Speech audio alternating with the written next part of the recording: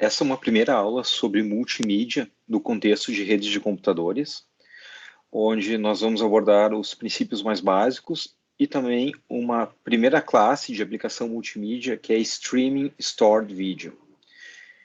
E a ideia de redes de multimídia e tráfego de vídeo na internet, isso vem ganhando bastante corpo nos últimos anos. Então, existem pesquisas que indicam que 80% de todo o tráfego na internet é vídeo. Tá? Então, isso mostra o quão importante é isso para a internet nos dias de hoje. Então, o vídeo é certamente a killer application para a internet, para aquilo que se mais usa a internet. Isso nem sempre foi assim. Tá? Então, se a gente pegar 15 anos atrás, a killer application era outra. Né? Então, há 15 anos atrás, o que era mais popular, por exemplo, era a ideia de compartilhamento de arquivos e aplicações peer-to-peer. Né? Então, isso mudou. Qual vai ser a próxima aplicação, a killer application nos próximos anos, é difícil de antecipar. Existem muitos estudos que indicam que vídeo VR, né, de virtual reality e augmented reality, eles vão ser as próximas aplicações mais populares na internet. O que seriam, por exemplo, variações de vídeo streaming tradicional. Né? Teriam requisitos diferentes, mas seriam variações dessa aplicação. Agora, enfim, hoje, o que é mais popular, então, a categoria de aplicações mais popular é tráfego de vídeo na internet. Bom, tá aqui a organização da aula de hoje. A gente vai falar brevemente sobre algumas estratégias de codificação de áudio e vídeo, e daí nós vamos discutir os 3 principais tipos de aplicações multimídia, sendo que a aula de hoje vai focar na primeira delas, que é Streaming Stored Video. E, nesse contexto, a gente vai falar de 3 estratégias utilizadas, então, para fazer streaming. Bom, em relação à codificação de vídeo e de áudio, eles ambos possuem propriedades diferentes. Então, em geral, quando a gente fala de vídeo, ele possui uma bitrate muito alta, muito mais alta que o áudio.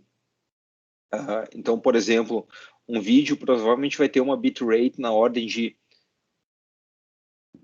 por baixo, 100 kbps até 3 megabits por segundo. Se for um vídeo 4K, por exemplo, pode chegar a 10 megabits por segundo. Então, a bitrate de um vídeo ela é realmente muito alta. Tá? E por isso, tende-se a usar estratégias para compressão de vídeo. Elas são muito importantes, claro que em áudio também, mas em vídeo ela tem um papel muito maior. A gente vai falar sobre vídeo em seguida. Em relação ao áudio, ele tem requisitos muito menores que o do vídeo. Tá?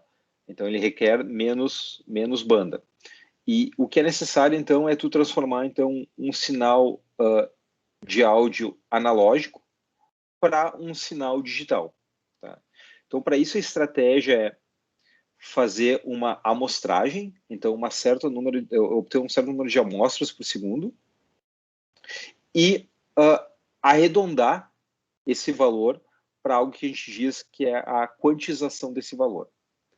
Então, dado um sinal de áudio como esse, por exemplo, do gráfico, então eu preciso quantizar esse valor.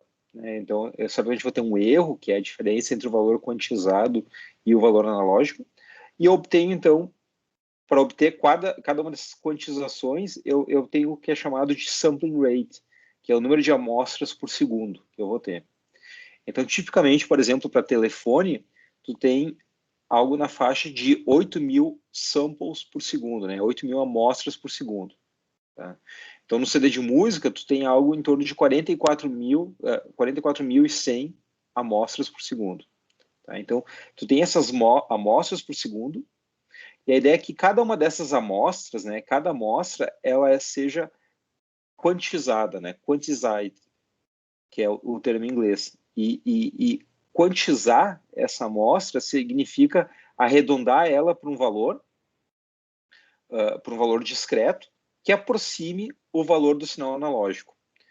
Então, por exemplo, o número de bits que tu vai usar para quantizar uma amostra poderia ser, por exemplo, 8 bits. Então, com 8 bits, eu consigo ter 256 quantizações possíveis daquela amostra. Tá? E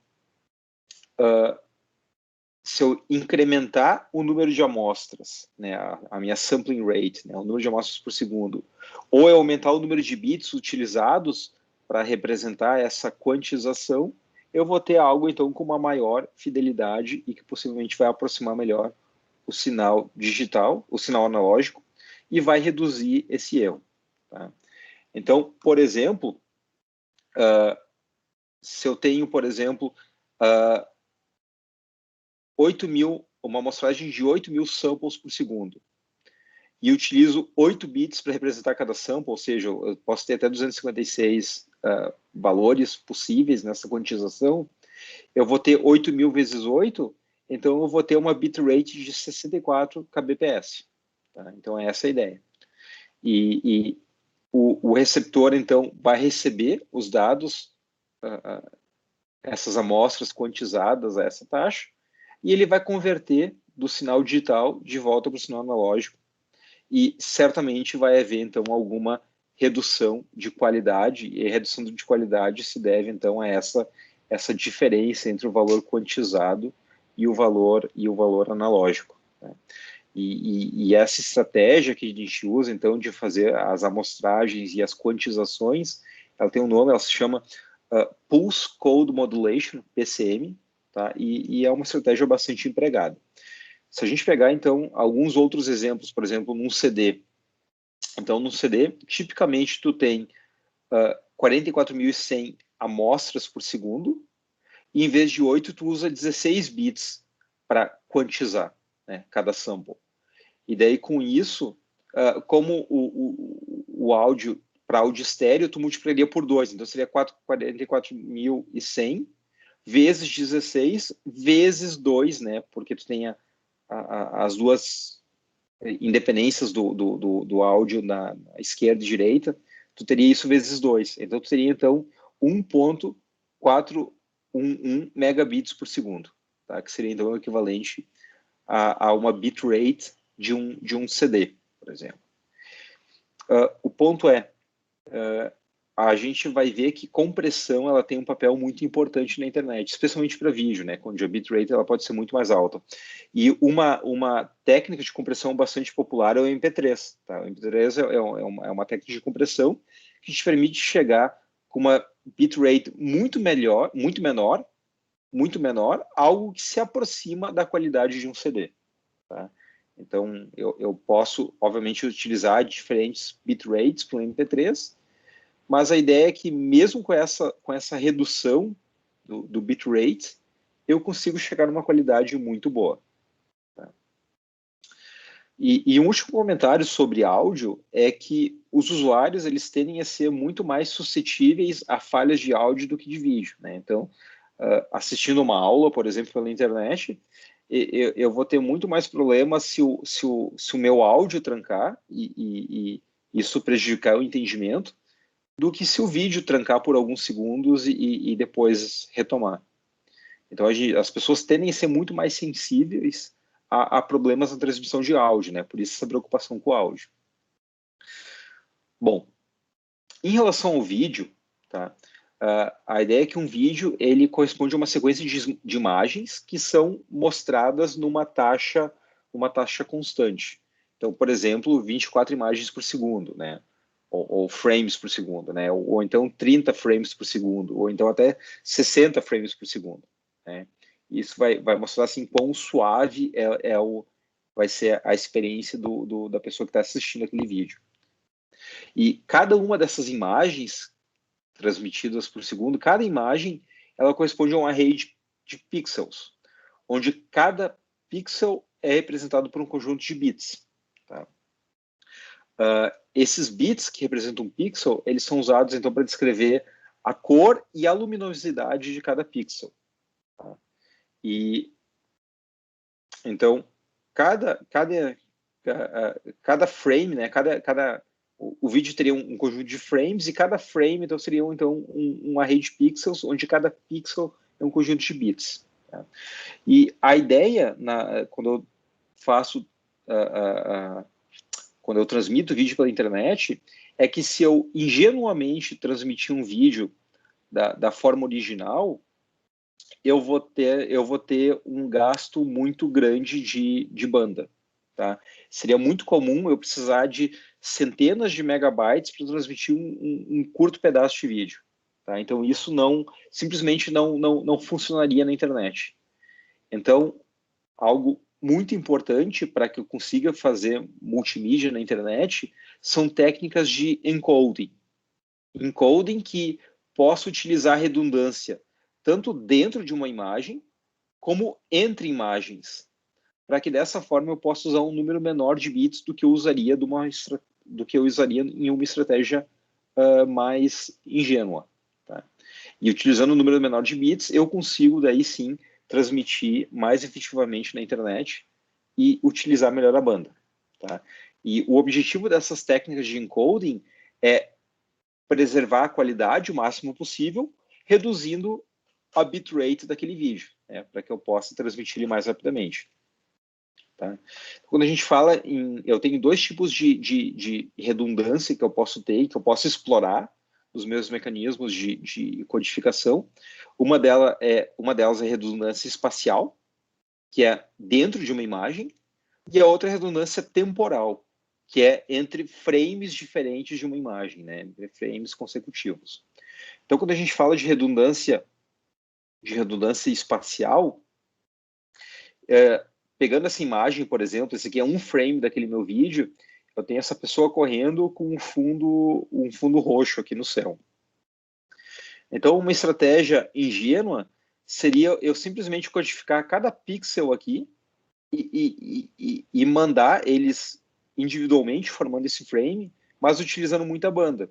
E uma outra estratégia seria, como um algoritmo ele consegue perceber que eles são todos muito parecidos, eu posso codificar um pixel e dizer que esse valor é repetido N vezes na minha imagem. Tá? Então, isso pode ser usado para reduzir bastante a quantidade de bits ocupada para representar essa imagem. Então, em vez de repetir os pixels com as suas cores, por exemplo, RGB, indicando a tonalidade do pixel, eu simplesmente mando uma representação do pixel e digo, olha, os próximos N pixels eles têm a mesma representação de bits. Tá? E com isso eu consigo fazer, então, o meu encoding espacial. Quando eu falo de encoding temporal, eu me refiro a frames consecutivos do mesmo vídeo. Tá? E se a gente pegar, assumindo que eu tenho 24 imagens por segundo, a chance é grande de que essa próxima imagem aqui ela vai ser muito parecida com a anterior. Então, a ideia do temporal encoding é fazer com que, em vez de mandar essa representação completa dessa imagem e depois enviar a representação completa dessa imagem, que é muito parecido com a outra, eu mandaria simplesmente a diferença do frame anterior para o frame atual. Tá? Então, em vez de codificar a nova imagem do zero, from scratch, do nada, do zero, eu utilizaria uma representação onde eu digo que essa imagem ela tem uma diferença em relação ao anterior. E eu uso essa diferença para representar o novo frame. Tá? Então, eu implemento um diff entre frames consecutivos. Tá? E, obviamente, o desempenho dessas técnicas de codificação, certamente elas dependem da natureza do vídeo. Né? Então, nesse vídeo com a pessoa correndo, com o fundo roxo e os frames muito parecidos, talvez eu tenha uma grande oportunidade de fazer uma compressão alta desse vídeo. Agora, num vídeo, por exemplo, representando um filme de ação, com explosões e com muitas mudanças nos quadros, as oportunidades que eu teria para comprimir seriam certamente menores.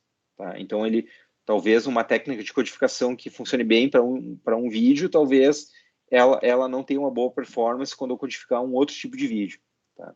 Mas a ideia é que essas técnicas de codificação elas têm um papel muito importante no desenvolvimento da internet, tá? E na possibilidade de transmitir vídeos pela internet, de poder utilizar essa aplicação em larga escala hoje em dia. Então, uma das razões pelas quais transmissão de vídeo pela internet se popularizou nos últimos anos. É certamente devido a CDNs, que a gente vai falar numa aula próxima. Content Delivery Networks, certamente essa é uma das razões, mas a outra razão são esses algoritmos eficientes para codificação de imagens e vídeos pela internet, que então me reduzem o bitrate utilizado e me permitem que eu explore melhor a banda da rede, né, e que eu consiga tornar isso viável na rede. Tá?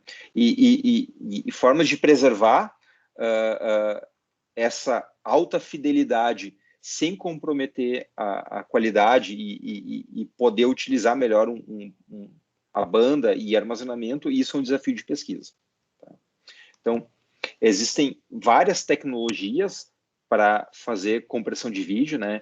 Então, os dois principais tipos de codificação seriam o CBR e o VBR. O CBR é o Constant Bitrate, né? Onde o encoding do vídeo é sempre fixo, né? Eu sempre tenho um fluxo de bits constante. E eu tenho o VBR, o Variable Bitrate, onde o encoding do vídeo ele muda dependendo das partes do vídeo. Onde eu tiver mais oportunidade de fazer uma compressão, eu vou fazer, e onde tiver menos, eu vou fazer menos. Tá? Então, a vantagem do CBR é que eles sempre precisam uma quantidade constante de recursos, né? Então, inclusive, para eu transmitir isso pela rede, vai ser bastante previsível, porque eu sei a quantidade de recursos que eu preciso para transmitir aquele vídeo. Já no vídeo VBR, com Variable Bitrate, a vantagem dele é que ele consegue utilizar melhor o trade-off entre qualidade e espaço. Porque num vídeo codificado com VBR, nas oportunidades que eu tiver uma melhor chance de codificação, de otimização, ele vai explorar isso. E quando ele tiver uma menor chance, ele não vai explorar isso. Então, durante o vídeo, ele vai ter essas variações de codificação. A desvantagem disso é que ele se torna mais complexo, né? Então, é bom porque eu vou usar menos bits para coisas menos que demandam menos, eu vou usar mais bits quando o vídeo demanda mais, ele vai ter essa variabilidade, mas os codecs implementados, as aplicações, elas são mais complexas para gerenciar essa questão. Tá? Hoje em dia, o CBR ele não é mais tão popular, né? O popular hoje é o VBR, então as principais codecs modernos, eles são todos VBR. E eu tenho alguns exemplos aqui, por exemplo, MPEG 2, MPEG 4, que é bastante usado para a internet, né, e consegue transmitir vídeos, então, com uma bitrate menor do que 1 megabit por segundo. Isso realmente impressionante, é muito bom. Eu consigo utilizar eficientemente a rede tendo uma boa qualidade. E, no entanto, se a minha rede vai ter que lidar com esses vídeos codificados em VBR, em Variable Bitrate, a complexidade para eu lidar com essa questão vai variar também. Porque o usuário, quando ele assistir o vídeo, ele precisa assistir os quadros a uma taxa constante. Tá? Então, o usuário, quando ele assistir no player dele, ele quer assistir os quadros 30 quadros por segundo ou 60 quadros por segundo. Ele quer assistir uma taxa constante. Mas se cada quadro tem uma taxa, uma compressão maior ou menor, uma variação maior ou menor, eu certamente vou ter delays diferentes na rede também. E isso impacta, então, a forma como a aplicação do usuário ela vai processar isso, ela vai lidar com essa questão e transformar esse recebimento variável em algo suave para que o usuário possa assistir o vídeo. Tá?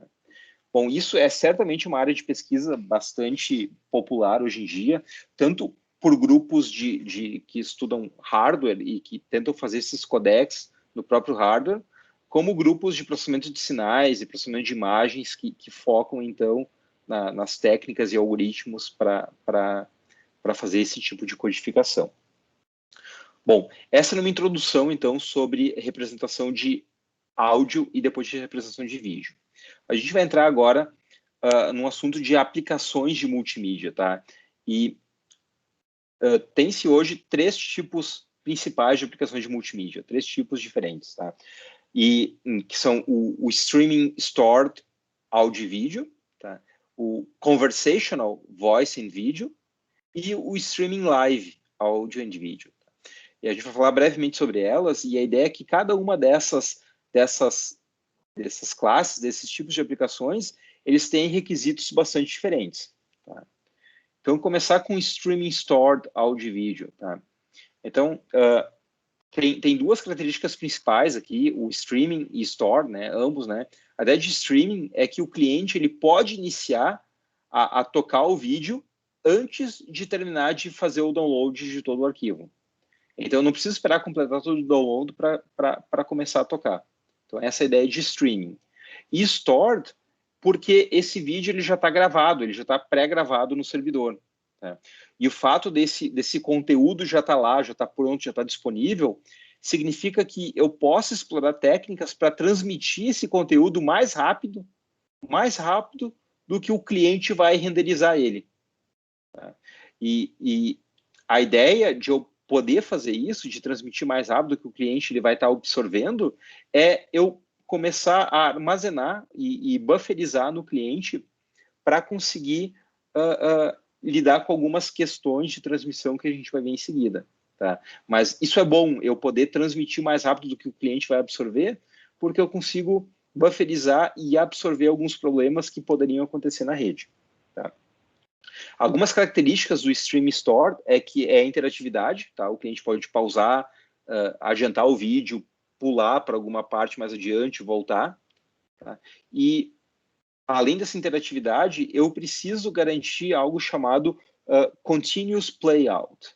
Tá? A continuidade do playout do vídeo para o cliente. Tá? Então, isso significa que os dados eles precisam ser recebidos a uma taxa média que seja maior do que aquela que o cliente está consumindo.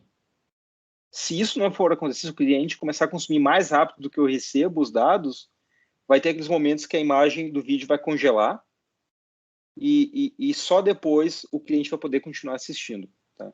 Então, isso acontece, por exemplo, com Netflix, quando a internet, ou com o YouTube, quando a internet está muito instável, está muito ruim. Então, eu posso ter esses momentos onde o continuous playout não acontece, ele é trancado. Tá? E a gente vai ver que técnicas empregadas de bufferização, eles até permitem que tu consiga absorver variações na banda de alguns segundos, mesmo que a taxa de transmissão caia, a bufferização do cliente te permite manter o continuous playout e mascara isso para o cliente, para que o cliente tenha uma boa experiência. Se não for possível mascarar, o cliente vai ter aqueles períodos onde fica carregando e na verdade, o que acontece é que a aplicação está fazendo o rebuffering, né? Tá rebufferizando para depois poder continuar a tocar de novo. Tá? Algumas das técnicas implementadas nesse tipo de aplicação, tá, que a gente vai discutir hoje, é bufferização do cliente, prefetching, né, que é a busca antecipada, e a adaptação da qualidade do vídeo. E aplicações populares, certamente, então, YouTube, Netflix, Hulu. A gente está falando aqui principalmente de vídeo, né? Streaming Stored Video, né? Mas o Spotify seria um exemplo de Streaming Stored Áudio, né? O áudio já está lá pré-gravado, eu quero fazer o streaming, eu quero começar a tocar antes de baixar todo ele, e ele já está armazenado no servidor. Né? Então, Spotify seria um exemplo de Streaming Stored Audio. Tá? Uma segunda classe seria o que é chamado de Conversational Voice ou vídeo sobre IP. Tá? E o exemplo aqui seria, por exemplo, as aulas que a gente tem nos encontros síncronos. Né?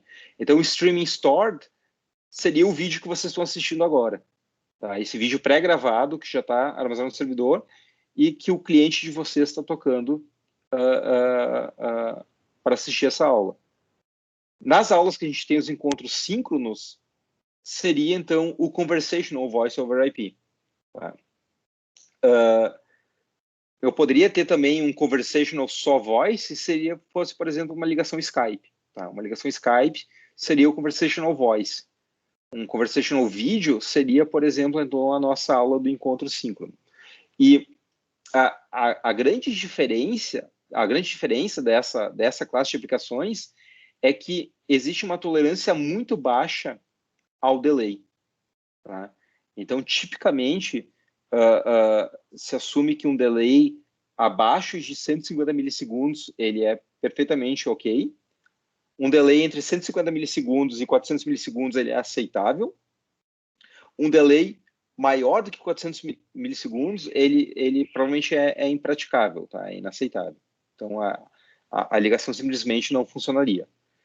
E, ao mesmo tempo que ele é pouco tolerante ao delay, esse tipo de aplicação ela já é mais tolerante a perdas, por exemplo.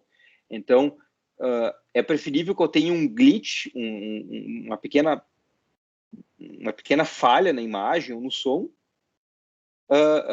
e muitas vezes eu consigo mascarar isso, então tem técnicas que elas conseguem então aplicar alguma estratégia de correção de erros e mascarar essa falha, e mesmo que não mascare, isso pode não comprometer, mas um delay alto, né, acima de 400 milissegundos, ele torna isso impraticável.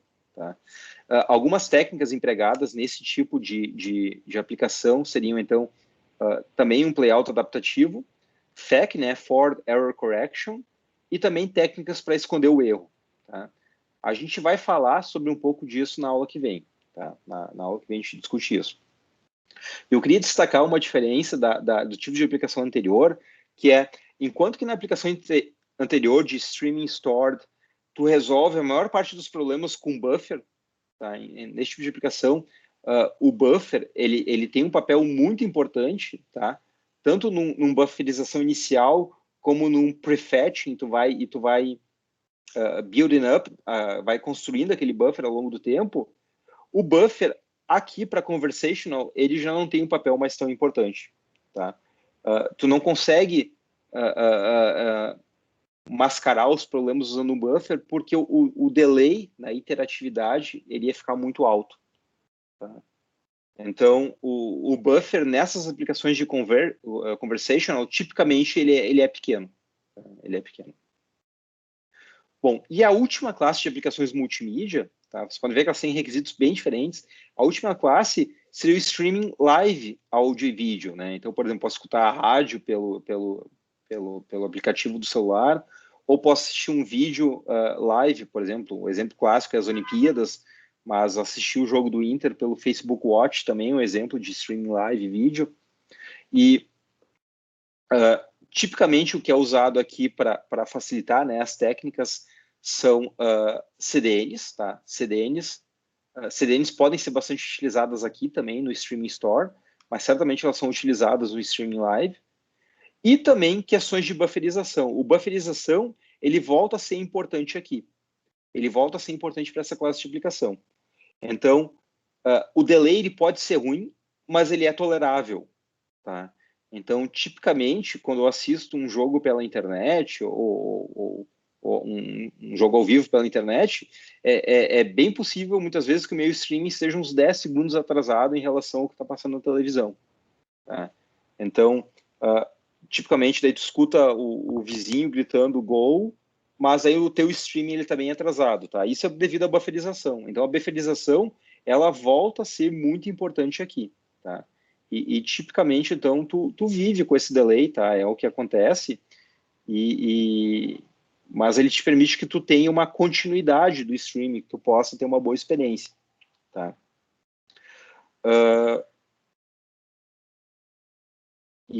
Bom, essas são, então, as três principais classes de aplicações. Se a gente fosse perguntar agora, assim, coloca numa escala aqui, qual é a mais sensível ao delay e as variações as variações de delay que se chama jitter, né? Então, qual é mais sensível a delay e jitter? Então, certamente o conversational é o mais sensível, tá? E ao delay. Depois seria o streaming, né? E a menos sensível ao delay é o streaming stored, né? Então seria o streaming live, depois o streaming stored, né? Porque houve muito avanço nessa área, né? Então essa área se tornou muito estudada e houve muito avanço em utilização efetiva de buffers para conseguir então minimizar problemas que tu podia ter nesse tipo de streaming. Tá? E a gente vai falar sobre essa primeira classe, então, na aula de hoje. Tá? Então, na aula que vem, a gente complementa com conversational, seguindo em conversational. Hoje, a gente vai até streaming stored. Tá? Então, como eu mencionei, tá? Eu vou focar em streaming stored vídeo, tá? Mas se fosse um streaming stored áudio, seria o equivalente ao Spotify. Tá? E é muito parecido ao streaming stored vídeo, a única diferença é que o áudio ele tem um bitrate muito menor que o vídeo. Tá?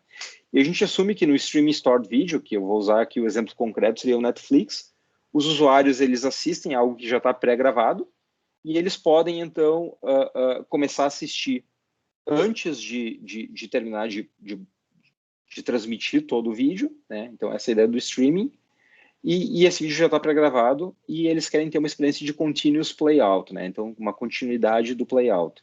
E outra característica é que o cliente, tipicamente, ele pode pausar, ele pode avançar, ele pode pular para outra parte do vídeo, então isso acontece. Tá? Então, esse gráfico, ele mostra, então, assumindo que eu tenho um vídeo, tá? Eu tenho um vídeo que ele foi pré-gravado, né? Então, ele é um vídeo de 30 frames por segundo que já foi armazenado nesse servidor, né? Então, eu tenho aqui uma linha assim que indica o tempo, né? E o servidor ele vai transmitir esse vídeo, né? Então, ele precisa de um tempo para transmitir pedaços desse vídeo, né? Então, a gente tem essa escadinha aqui. E no eixo, isso é no eixo X, né? E no eixo Y, eu tenho a quantidade cumulativa de dados transmitidos, né? Então, eu vou sempre transferindo um pedaço a mais do vídeo, né? Nessas etapas aqui, né? Então, digamos que o servidor ele transmitiu em T0 aqui, né? E depois, a cada delta, ele transmite o próximo pedaço do vídeo. Tá? E nesse exemplo aqui, o cliente, ele recebeu, assumindo que o delay aqui era fixo, era constante, ele recebeu, depois da transmissão do primeiro pedaço do vídeo, né, houve um delay constante, né, o cliente recebeu aqui, e ele vai continuar recebendo os próximos pedaços do vídeo, sempre seguindo esse delay constante, tá? Isso aqui é um cenário ideal, tá? Então, certamente não é assim que acontece na internet, mas é um cenário ideal. E a ideia é que se esses blocos do vídeo forem recebidos a esses intervalos constantes, né? Porque ele foi transmitido em intervalo constante, e se eu receber intervalos constantes, eu posso simplesmente começar a transmitir e o usuário, quando visualizar o vídeo, ele vai ter essa experiência de 30 frames por segundo, né? Porque eu estou recebendo num intervalo constante e eu vou poder, então, renderizar essas partes do vídeo num intervalo constante. Tá? Bom, esse aqui é o cenário ideal. Tá? Eu gostaria que fosse assim, mas não é. Tá? Então, nesse ponto aqui, quando o cliente começou a transmitir o início do vídeo, tá? O servidor ele já está mandando uma parte mais adiante do vídeo, tá? Essa ideia só para ilustrar a noção de streaming, tá? O servidor está ainda mandando o vídeo e o cliente já começou a tocar o vídeo, tá? Essa é a ideia. Mas o que eu queria destacar nessa figura é que ela representa um cenário ideal, tá? Onde o delay entre propagações desses pedaços de vídeos ele é bem constante, bem comportado, e se o vídeo for transmitido uma taxa constante, nesse cenário o cliente está recebendo uma taxa constante e pode começar a renderizar, tocar o vídeo numa taxa constante. O problema é que tem alguns desafios, tá, que permitem que fazem com que isso não seja assim, tá? A ideia é que o cliente tem um continuous playout, né? Então, uma vez que ele comece o playout, que ele comece a tocar o vídeo, ele deveria conseguir assistir esse vídeo no timing original, né? Nos mesmos 30 quadros por segundo. O problema é que tem delays na rede, né? E a gente sabe que isso acontece. E tem variação entre o delay, né? Então, eu tenho delay na rede e eu tenho delays variáveis, e isso se chama jitter. Né? Então, uma técnica bastante empregada é que o cliente utilize um buffer, um client-side buffer, que consiga mascarar algumas dessas variações que vão acontecer. Tá? Então, muito estudo foi feito nos últimos anos nessa área de pesquisa para se fazer um uso extensivo de técnicas de buffering que possam mitigar, de certa forma, esse end-to-end delay e também variações de banda, tá? Então, eu quero só estressar que a ideia de tu ter um buffer no cliente, ela serve para tu absorver variações no delay, mas também para que tu consiga ter uma continuidade, mesmo que a taxa de transmissão ela caia momentaneamente, depois ela volte. Tá? Então, eu fazendo um bom uso de um buffer no cliente, eu consigo mascarar esses problemas. E foi nessa área que houve muito avanço, então, nos últimos anos. Tá? E a ideia é que para que eu consiga mascarar, né, o cliente tem que construir um buffer e, em geral, então, se assume que o cliente ele está disposto a pagar alguns segundos no início, que é o tempo, né? Ele vai tolerar esse tempo, que é o tempo de preencher o buffer do cliente para que ele possa começar a tocar o vídeo. Então, quando eu vou lá no meu Netflix e escolho um programa que eu quero assistir, eu fico com a rodinha lá no início alguns segundos. Esse é o tempo de bufferização inicial. Então, e a partir daí, né, quando eu tiver uma reserva de bytes, de frames já no meu buffer local, daí o meu player ele começa a tocar o vídeo. Tá? Então, hoje é senso comum que o cliente está disposto a pagar por essa bufferização inicial para ter uma experiência de continuidade melhor. Tá? Então, mostrando como esse client-side buffering ele funciona, né, para que tu tenha esse continuous playout, né? Então, eu estou aqui com aquele mesmo vídeo sendo transmitido a uma taxa constante, tá, do servidor. Então, tá aqui a transmissão bem comportada com essa escadinha. Só que agora, num cenário mais realístico, em vez daquela escadinha perfeita que eu tinha aqui, com um delay exatamente idêntico para cada parte do vídeo, é mais provável que eu tenha algo como isso aqui. Então, eu tive um delay aqui para transmitir o primeiro pedaço do vídeo, daí eu esperava que eu teria um delay igual, mas o delay para receber a segunda parte do vídeo, ele é bem maior, tá? Então, se eu recebi esse pedaço do vídeo em T0 e eu recebi esse pedaço do vídeo em T1, mas o cliente, desculpa, o servidor ele está mandando o vídeo a um intervalo delta de cada um, é bem possível, né, por esse comportamento, que o T1 ele seja maior do que T0 mais delta. Eu esperava receber em T0 mais delta, mas o T1 ele vai além disso. Então, o player do meu cliente ele não teria o quadro para mostrar, ele não teria aquele pedaço do vídeo para mostrar, e isso levaria então ao freezing, né, ao congelamento. Né? Então, aquela escadinha bonita que eu tinha, né, naquele meu cenário perfeito, ela ficou desse jeito, né? Se deve, então, aos diferentes delays que eu vou ter, né, a variação do delay ao longo da transmissão. Tá? E o vídeo, então, vai chegar no cliente que quer assistir com um monte de variação. Tá? Se o cliente, ingenuamente, se nessa aplicação cliente, o player do cliente, ingenuamente começar a renderizar o vídeo, assim que o primeiro pacote chegar, bom, dá para ver aqui que a experiência não vai ser boa, né? Eu vou ter esses congelamentos. Então, o que acontece, a estratégia utilizada é que as aplicações, elas atrasam, né? Eu recebi o primeiro pacote, mas eu não começo a renderizar ele, eu não começo a tocar o vídeo naquele momento.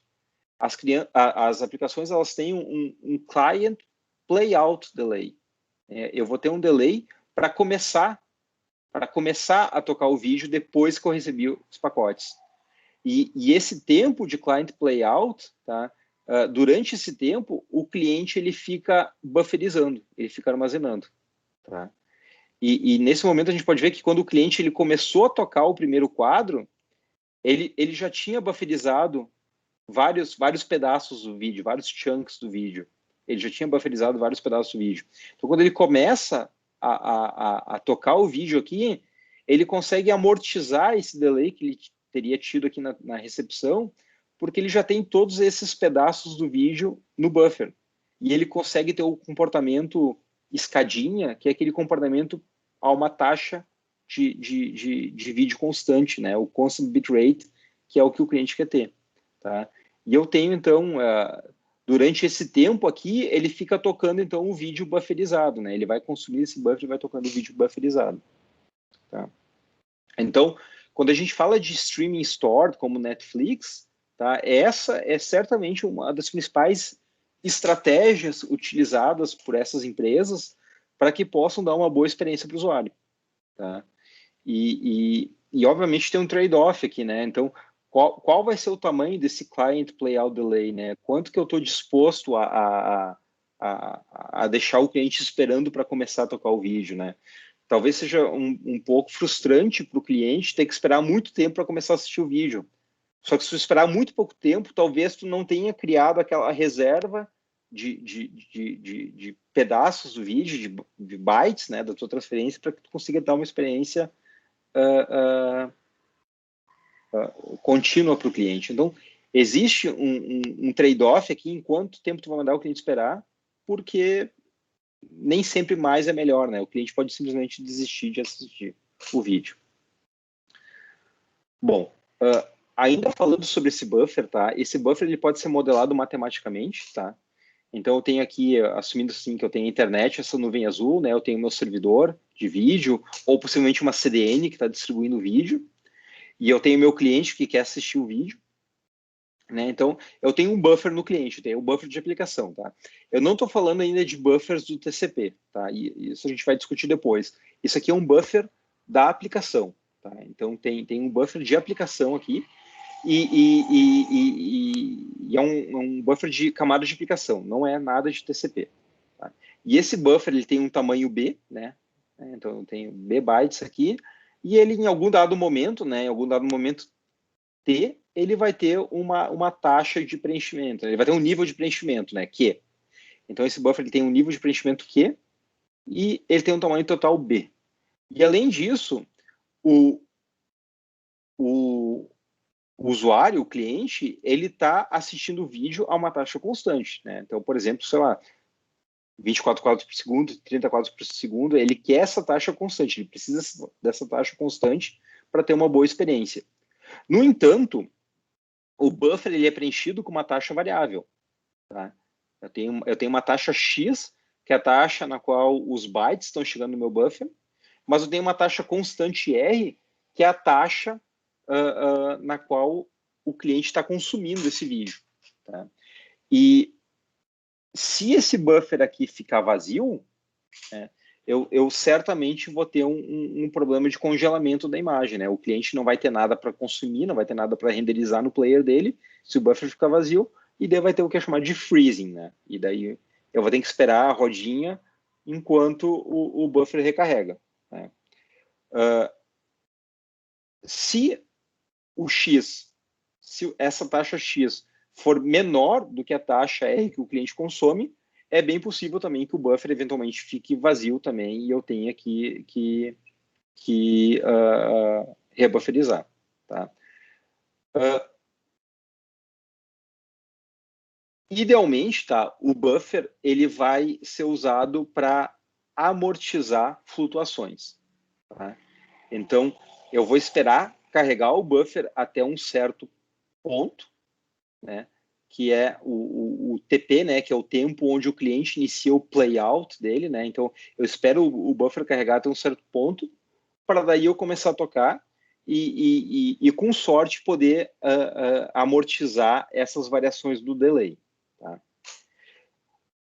O que vai acontecer é que o playout vai começar, o cliente vai começar a assistir, ele vai consumir e bytes, né, dados desse buffer de aplicação, e mais dados vão chegar, e o que acontece é que, como essa taxa aqui ela é variável, eu posso ter flutuações na minha rede. Então, isso aqui é constante, mas isso aqui é variável. Então, talvez em algum momento eu possa ter flutuações e essa minha taxa de preenchimento ela é menor do que a taxa que o cliente está consumindo. Então, uma segunda técnica, além dessa bufferização inicial, uma segunda técnica é chamado de prefetching. Tá? Prefetching, quando a gente fala de vídeo, de stored vídeo, né, eu não consigo fazer prefetching por exemplo, de uma aula síncrona. Mas num vídeo stored, eu consigo fazer prefetching. O vídeo já está lá, já está pronto, já está no servidor, já tá codificado no servidor.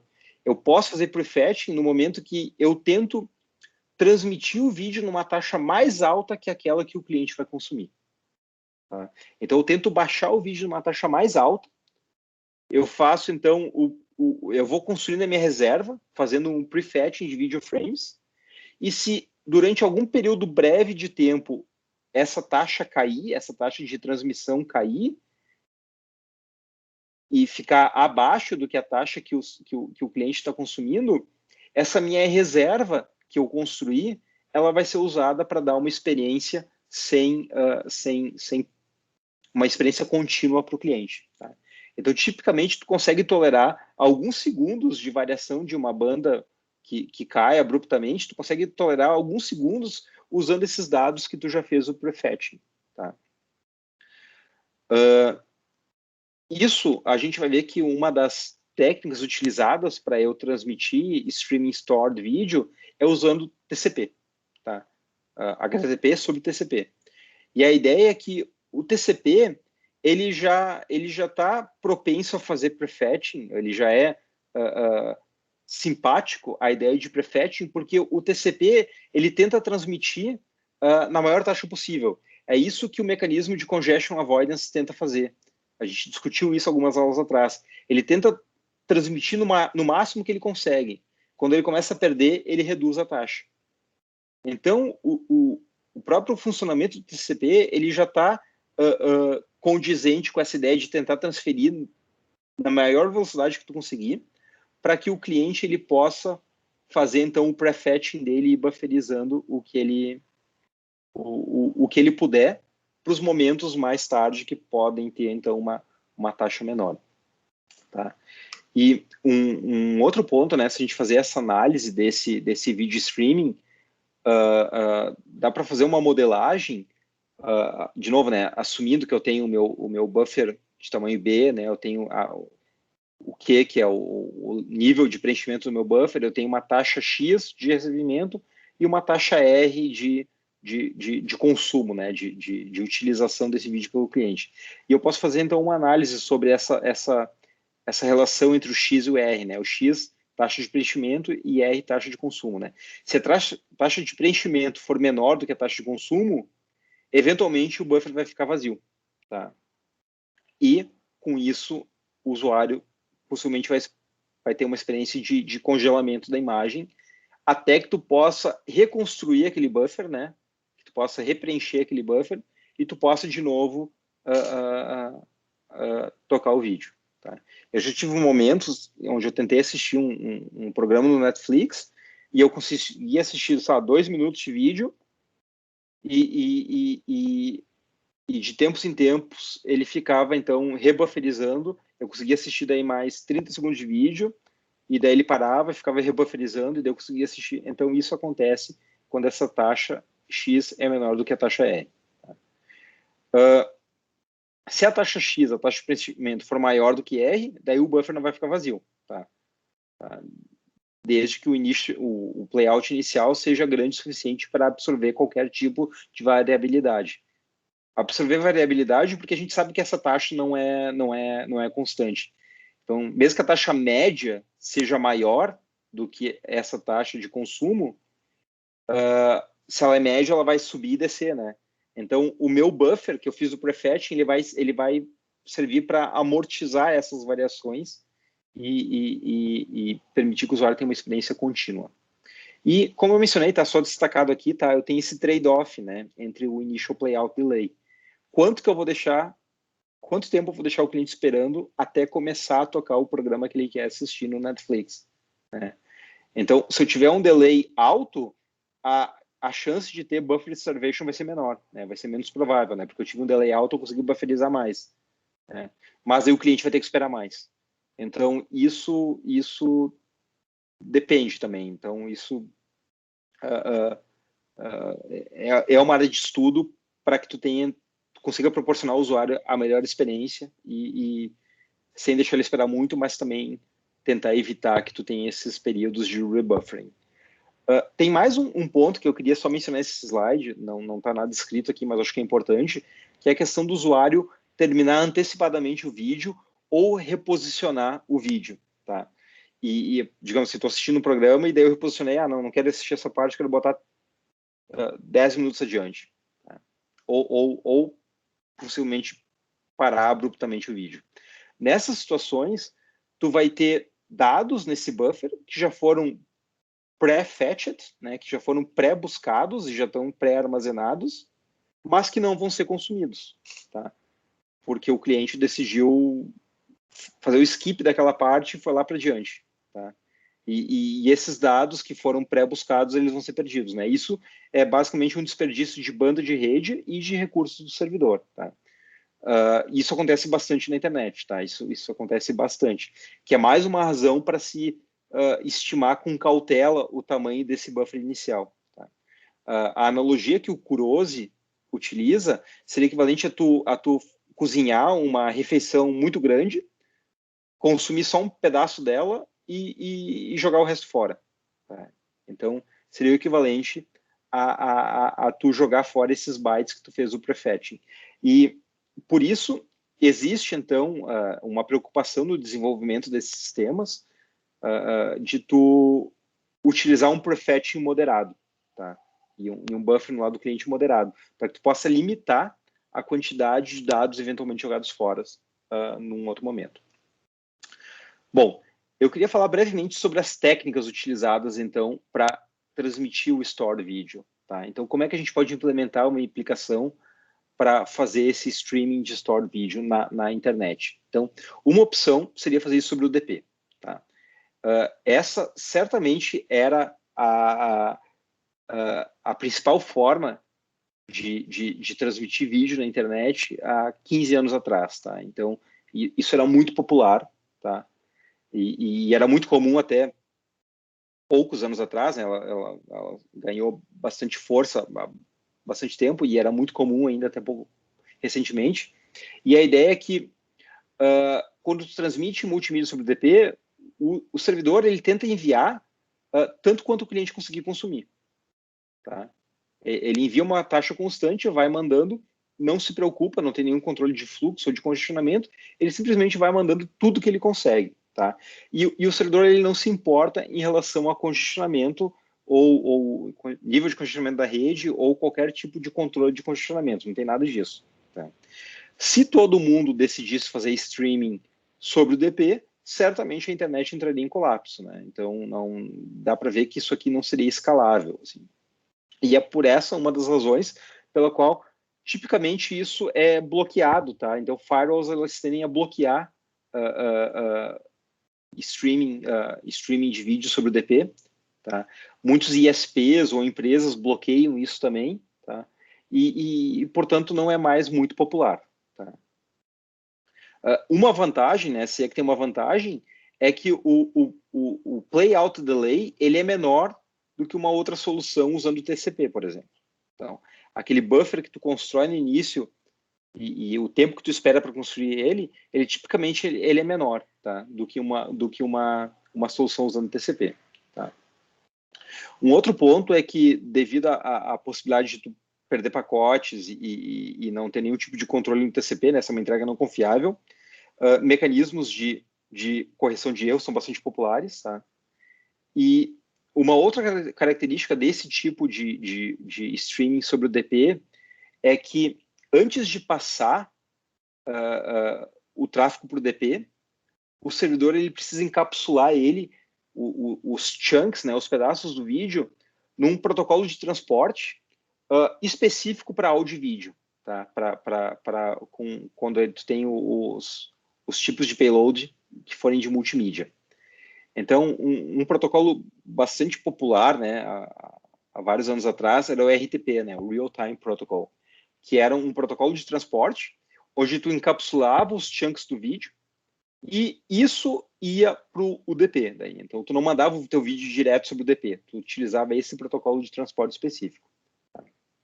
Uma outra característica é que, além do stream do servidor para o cliente, tipicamente se usava também uma conexão de controle do cliente para o servidor, para que o cliente pudesse pausar, voltar, avançar o vídeo.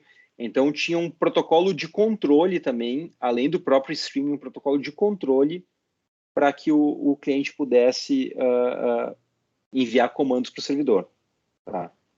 Pausar, avançar e por aí vai.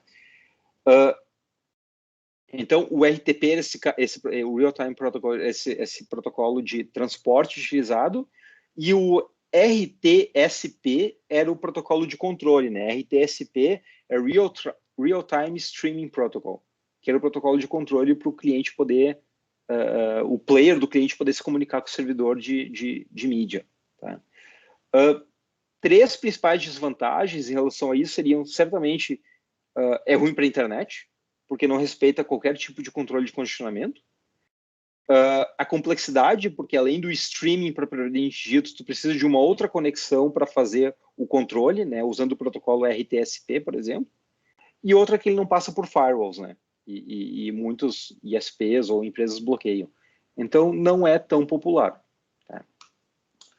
Mais recentemente, se começou a explorar a possibilidade de tu mandar streaming de multimídia sobre HTTP e sobre TCP, tá? E se falava, tá, há alguns anos atrás, que era comum se falar que seria impossível tu transmitir multimídia sobre TCP, tá? Então, as características do TCP de controle de congestionamento, de retransmissão, o próprio comportamento que a gente viu nas aulas anteriores, que tem aquele sawtooth, o dente de serra, né, o dente de serrote, que ele tenta explorar o máximo, daí reduz, daí tenta explorar, daí reduz, daí tenta explorar, reduz, né, que o TCP ele vai fazendo o probing da rede para ver quanto ele consegue transmitir. Era uma convenção de que isso não funcionaria para multimídia, que não daria para fazer. Mas muita evolução nos últimos anos, tá?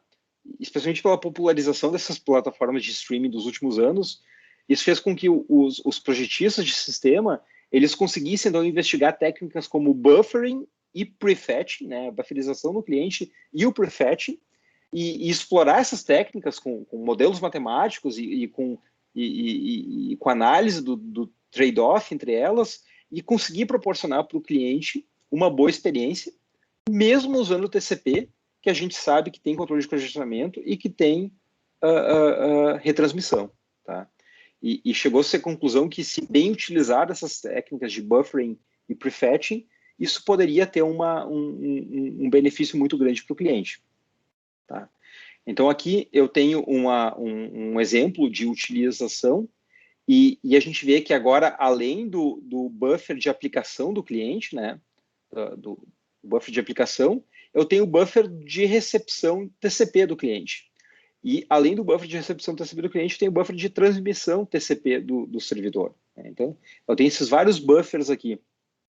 E a ideia é que o servidor ele envia bytes desse vídeo, né, via esse servidor, né, via essa conexão TCP, através desse buffer. Esses pedaços do vídeo eles chegam no buffer de recepção TCP do cliente, e a aplicação cliente lê bytes desse buffer de recepção TCP e move esses bytes para esse buffer de aplicação da aplicação do cliente. E agora a aplicação ela pega bytes desse buffer de aplicação, descomprime, né, faz o decompression e renderiza e começa a tocar para o cliente numa taxa constante. Tá? E isso tudo é muito similar a baixar uma página, a acessar uma página HTTP no meu browser, né? O processo é muito parecido do que acontece aqui. Tá? A diferença é que eu tenho eu estou transmitindo esse vídeo, que seria um arquivo muito maior, algo que demanda muito mais. O que pode acontecer é, se o usuário aqui desse lado ele decidir pausar o vídeo, por exemplo, o que vai acontecer é que a aplicação ela vai parar de tirar bytes desse buffer de aplicação, né? A aplicação não vai mais tirar nada desse buffer, esse buffer vai encher. Daí, quando esse buffer encher, esse buffer de TCP ele não vai poder mandar nenhum byte para cá, então ele vai encher também. E quando esse buffer encher, o servidor não vai poder mais dar nenhum byte para lá, para o cliente, e esse buffer vai encher. Então, se o cliente pausar o vídeo, né, no cliente Netflix, ele pausar o vídeo, efetivamente ele pode estar forçando o servidor a parar de transmitir, né, porque o servidor não vai ter mais como transmitir, tá? E essa é a ideia, tá? Alguns pontos, tá? Essa taxa de flutuação, tá? Ela certamente, desculpa, essa taxa de preenchimento do buffer, ela certamente flutua, né? Ela é variável, porque o TCP tem questões como controle de congestionamento, retransmissões, né?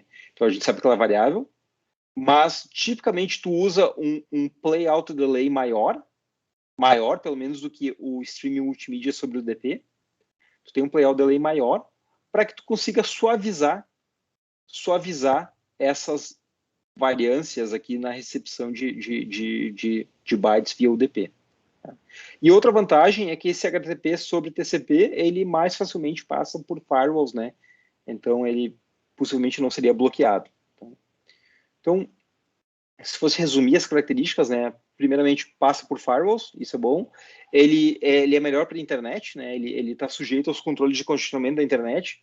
A gente sabe que isso é bom, faz parte de um bem maior, né? A gente usa a internet de uma melhor forma, mas certamente eu preciso, então, de um play-out delay um pouco maior. Ele também elimina aquela necessidade de tu ter um protocolo de controle, né, que a transmissão UDP requer. Então, o RTSP, por exemplo, eu não preciso ter aqui. E YouTube, Netflix, todos eles usam, então, essa transmissão via multimídia sobre HTTP. Tá? Um último comentário que eu queria fazer na aula de hoje é que, embora isso que a gente viu, da forma como a gente viu, ele tem sido empregado de uma forma bastante extensiva na internet, ou ele foi empregado também de uma forma bastante extensiva na internet, um shortcoming, uma deficiência dela, é que eu exijo que os clientes que estão vendo esse vídeo, que todos eles assistam o vídeo no mesmo encoding. Todos os clientes eles estariam acessando, independente da qualidade de conexão daquele cliente ou da variação da conexão de um cliente sobre o tempo, ele estaria sempre assistindo o mesmo encoding daquele vídeo com a mesma bitrate. Tá? E embora pudesse ter variações, então esse cliente tem uma conexão muito melhor que esse outro cliente, ou esse cliente ele está no celular e a qualidade da conexão dele varia muito. Então, com isso que a gente viu até agora, até o slide anterior, todos os clientes estariam sujeitos ao mesmo encoding e, portanto, à mesma bitrate. Tá? E isso levou ao desenvolvimento do Dash. Tá? Dash é Dynamic Adaptive Streaming over HTTP. Tá? A ideia do Dash é que no servidor, o servidor ele divide o conteúdo, digamos um vídeo, um seriado, ele divide o conteúdo em vários chunks pequenos, por exemplo, cada chunk ou cada segmento ele pode representar alguns segundos de vídeo. Então ele divide ele divide o vídeo em chunks, e a ideia é que cada pedaço do vídeo ele é armazenado e codificado utilizando taxas diferentes. Então, por exemplo, poderia ter o mesmo chunk, o mesmo pedaço do vídeo codificado em 4K, em 1080p, em 720 e talvez taxas menores. Tá? Então, o servidor teria essas várias versões. E o servidor, ele teria, então, o que é chamado de um arquivo de manifesto, onde ele teria as URLs, né, dos diferentes chunks e metadados dizendo, então, quais seriam, então, as bitrates dos vários chunks.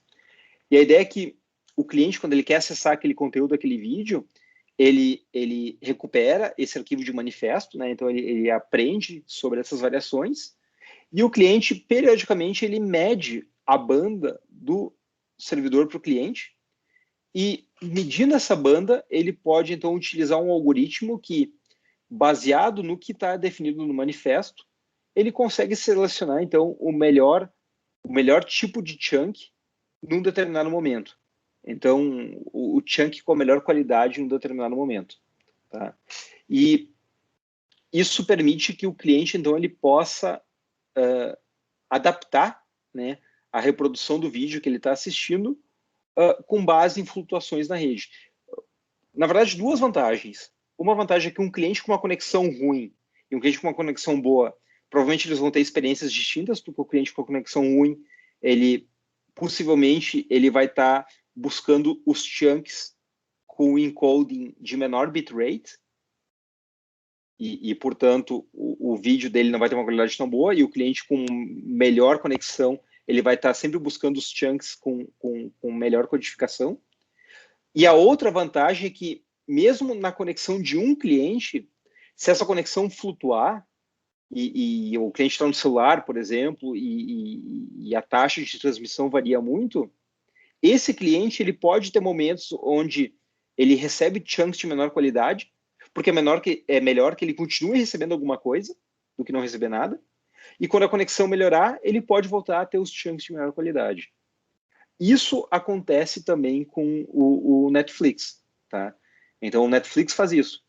Então, há um tempo atrás, eu estava assistindo um programa e daí eu ouvi assim que começou bem e daí a qualidade foi ficando cada vez pior. Chegou uma hora que estava bem quadriculada a imagem. É porque o meu player ele estava buscando os chunks com a codificação mais baixa, com a menor bitrate. Mas eu consegui ainda ter uma experiência fluida, assim, contínua. Daí, quando a minha internet melhorou, o meu cliente começava a buscar os chunks de melhor qualidade. Tá? Então, isso acontece. Isso se chama Dash e é muito popular, então, em YouTube, Netflix, essas plataformas. Bom, e com isso, eu encerro o conteúdo sobre streaming stored áudio em vídeo, tá? Que é essa parte do capítulo do livro do Kurose. No próximo encontro, a gente vai continuar falando sobre multimídia networking, discutindo alguns outros aspectos. E eu encerro por aqui.